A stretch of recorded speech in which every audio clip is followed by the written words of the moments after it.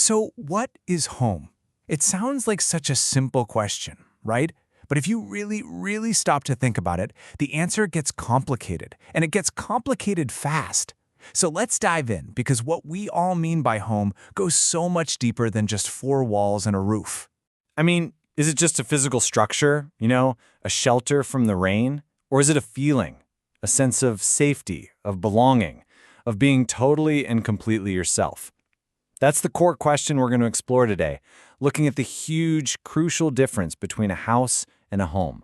All right, so to start, let's just ground ourselves in the physical stuff, because for as long as we've been human, we have needed a place to live. And that story is a long one. I mean, it stretches all the way from our earliest ancestors in caves over 1,000,000 years ago to the mud brick houses in Mesopotamia, the bustling apartment blocks of ancient Rome, and right on up to the modern high-rises that shape our cities today. The need for shelter is just a fundamental part of the human story. So, if you look it up in a dictionary, this is pretty much what you'll get.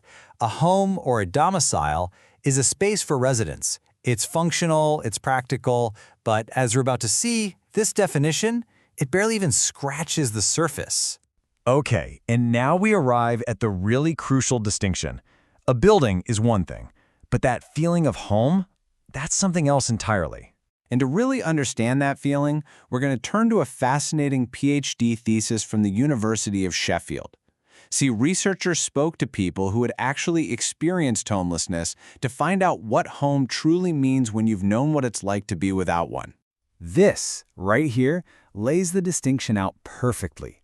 A house is the physical structure, the property. But a home, well, that's deeply emotional. It's built on connection, relationships, and that powerful feeling of belonging and security. This quote really gets to the core of the research. Just because you live in a house, that doesn't automatically mean you feel at home there. They are not the same thing. So what happens when that feeling is missing? Well, the study gives us a powerful term for this, the experience of not home. And let's listen to the voices of the people who describe this feeling firsthand. Wow. Amy's words just cut right to the heart of it, don't they? Just somewhere to stay. There's no emotional anchor there, no sense of permanence. It's just a temporary landing spot, not a place where you can actually put down roots. And Paul here uses the word dossing, which is a term for, sleeping in a temporary spot. It just highlights that feeling of transience, of having a place to sleep, but not a place to live.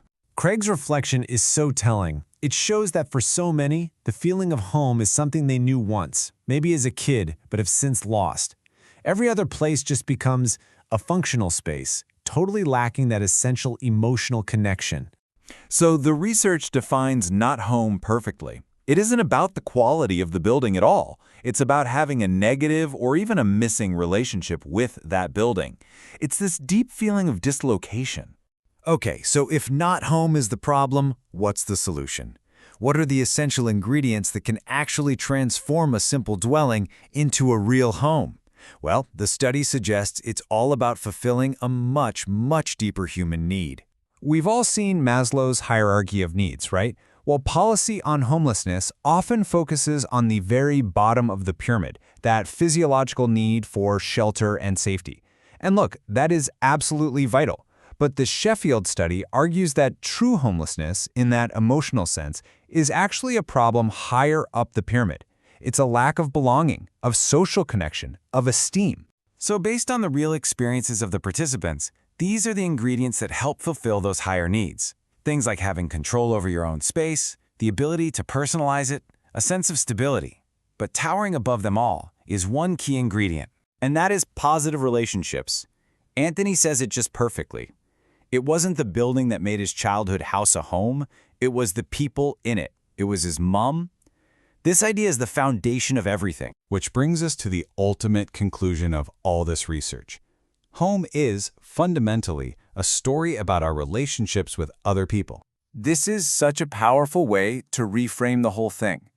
The study proposes that the root cause of feeling emotionally homeless isn't necessarily a lack of money or a physical house, but a lack of supportive, positive connections with other people. The research actually gives this a name: relationship poverty. It's when a lack of those positive relationships literally prevents us from meeting our higher needs, which makes it almost impossible to feel at home anywhere.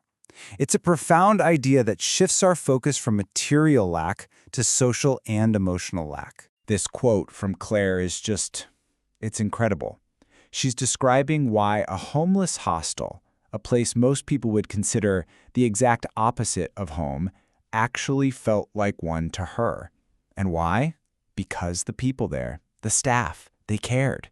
It had love in it. This just shows that the ingredients of home can be found anywhere, if the relationships are there. So, when we strip it all back, this is what we're left with. Home isn't really a noun, it's more like a verb. It's not something you have, it's something you do. It's a feeling we actively construct, together, through our connections and our relationships. And that leaves us with one final question to think about. Look around you right now. What are the things, the people, the memories, the feelings that transform this collection of walls, this physical space, into your home?